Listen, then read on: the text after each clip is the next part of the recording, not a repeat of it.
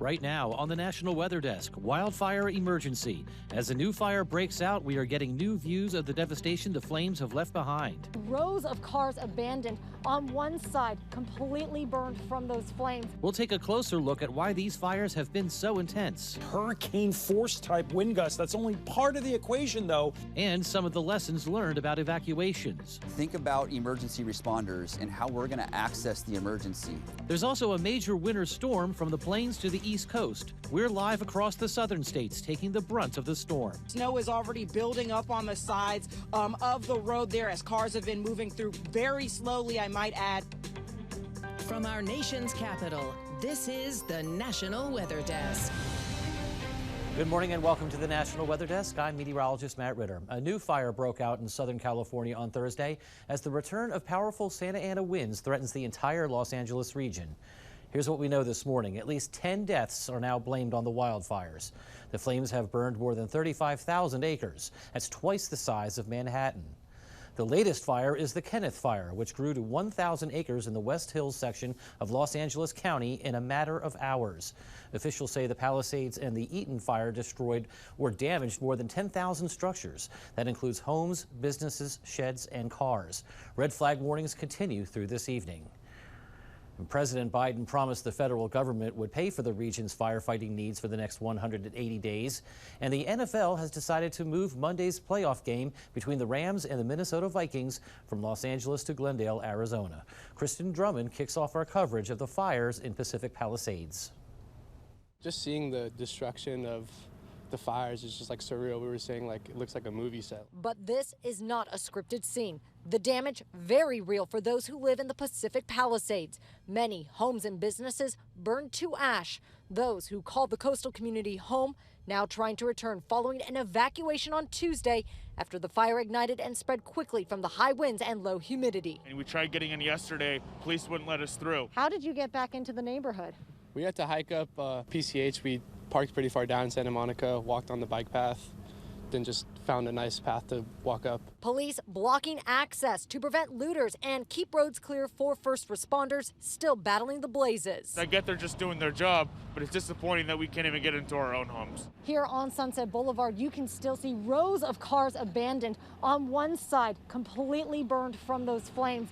On the other, cars that did not get touched by the blaze. However, you can see they have been pushed out of the way as first responders continue to come into the Palisades to fight the fire. The crews behind me have been here for 48 hours straight. The assistant fire chief with the Ventura County Fire Department checking on his crews hosing down a school, trying to prevent flames from spreading to other buildings and salvage items. They're trying to remove anything they can of value.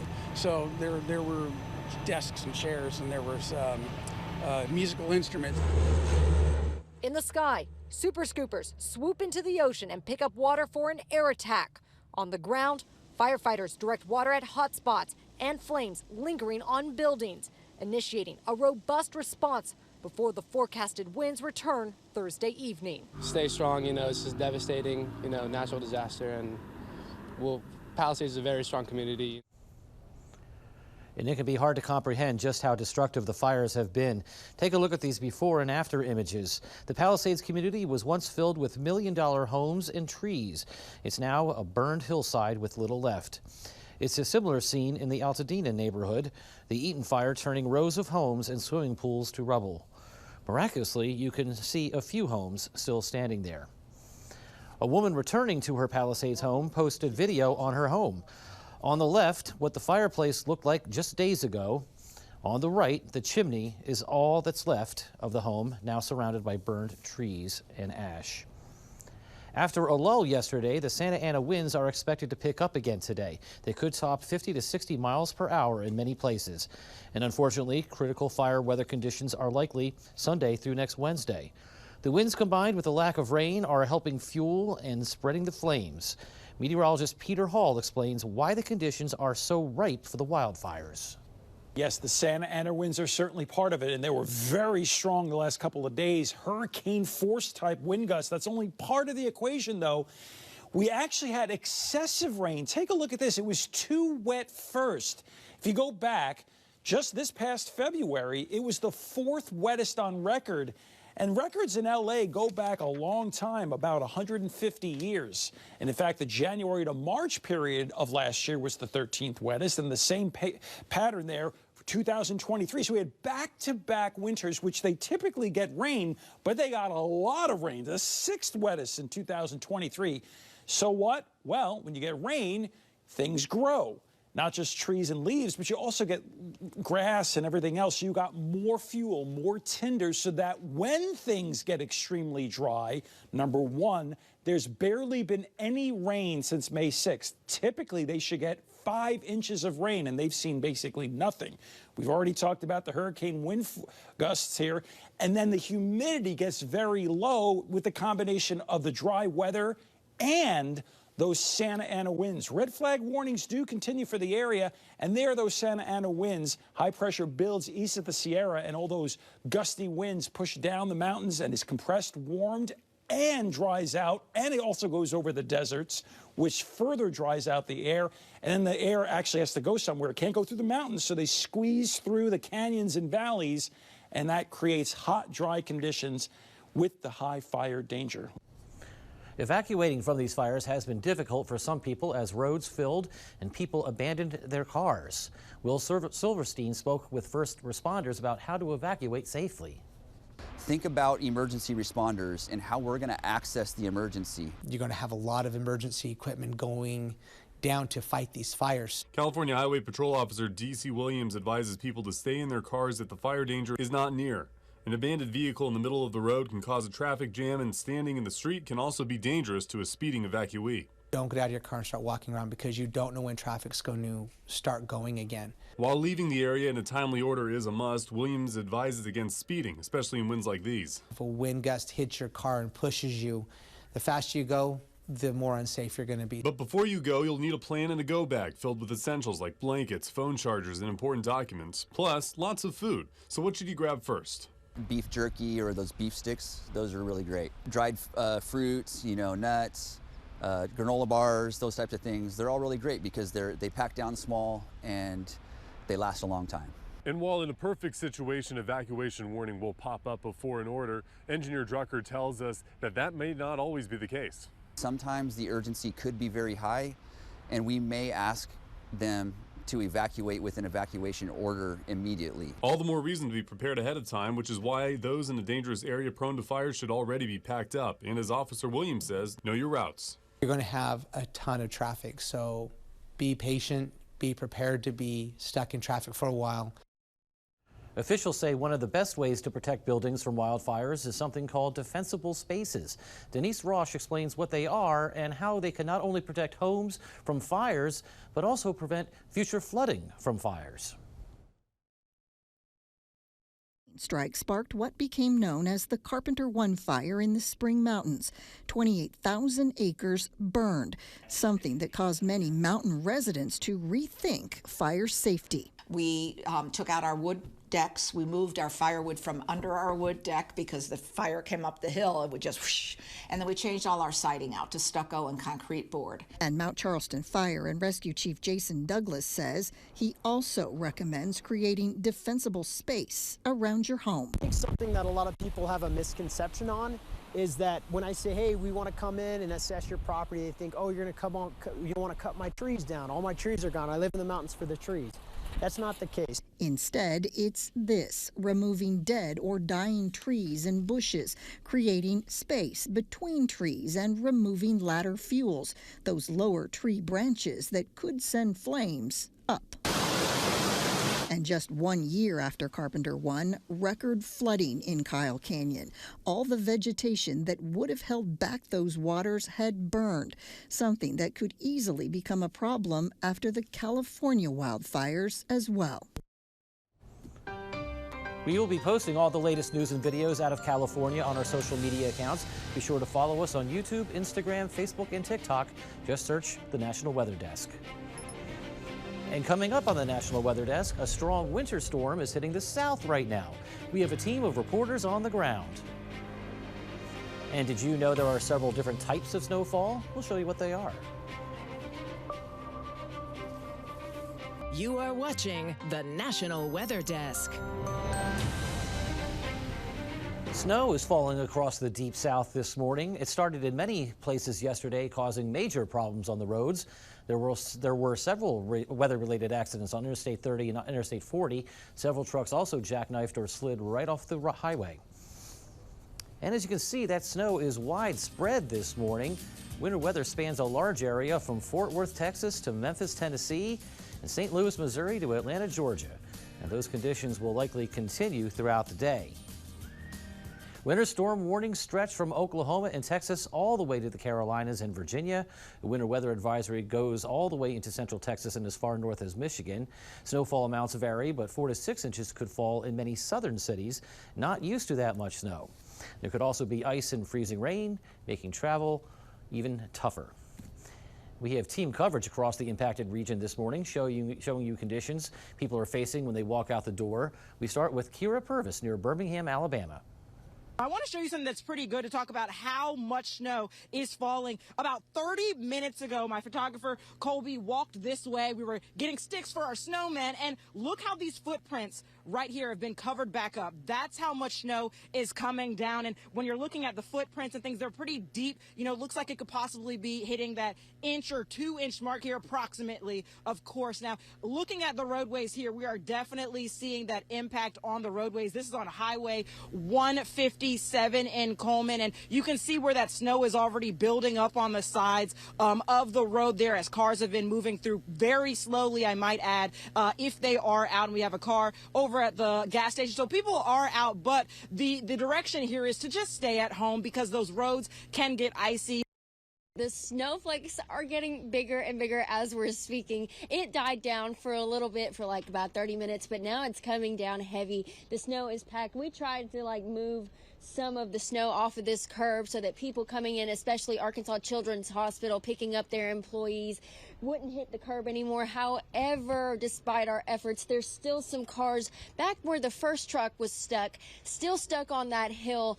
And there's more coming out, especially out of the hotel where they're trying to valet the cars back over. They're getting stuck. So we caution everybody to be very careful, especially first responders, people who are essential personnel coming out, trying to go back to work. Please be careful.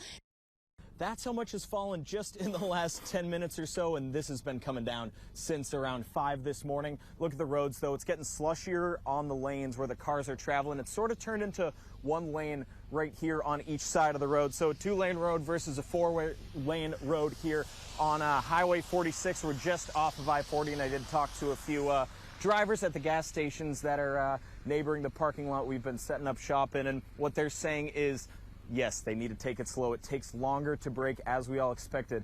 Right off the entrance and the exit of this interstate here. Now, as you can see, it's been a pretty busy road out here so far. Not too much slippery and sliding, but I will say that the roads are very slick right now. So drivers have been keeping it very cautious while going in and off of this interstate here. Now, as you can see on the roads, there's a little bit of black ice here. So you want to be careful because it could look like it is the regular roads, but when you look closer to it, it could be sleek. So you want to take a lot of precaution while driving out on these roads here. There was a snowplow that was having some troubles on the side of the road here that was trying to get their snowplow back up and working. So as that goes to show you that there is some troubles out here.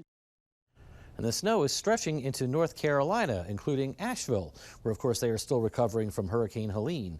Crews pre-treated roads all day yesterday. The salt domes are fully stocked, and officials say they are ready to clear the roads once the snow starts falling. When it comes to snow, the liquid ratio can make a difference in the accumulation forecast. Meteorologist Sharon Ray explains. So for instance, if you have 1 inch, let's say, of water that actually falls, that could end up being a lot more in terms of snowfall, but it depends on the atmosphere. In very warm situations, when the temperature is at or just above the freezing mark, you can have very low amounts of snow because it's wet and it's compact. So this is a lower snow to liquid ratio. In this case, it would be a wet snow. So when we're looking at the forecast models and we see they're predicting, let's say, 1 inch of liquid water, well, Well, it doesn't mean we're going to get 10 inches of snow. Normally we use a 1 to 10 ratio, but it doesn't always turn out that way. Sometimes if it's warmer, we'll see those snow amounts coming in lower, but if it's colder, the snow amounts can come in a lot higher. The higher snow to liquid ratios can produce much higher amounts than that 10 inches, which we often go off of, about a 1 to 10 ratio. So it just depends on the type of snow. The dry snow with the much colder temperatures has more air between the snow crystals, and it can add up faster. And this is why the snow forecast can be changeable, and we often give ranges in the snow forecast too. Sometimes you can see those snow ratios, which do affect the snow forecast. They can also vary within a storm, so they can go back and forth, making it a little difficult to pin down. And it's been a good start to 2025 for Oregon's snowpack. The snowpack for the state is currently 162% above normal. Meteorologist Allison Gutleber has more on what this means for skiers and snowboarders in the state. A complete 180 from January 2024 to January 2025.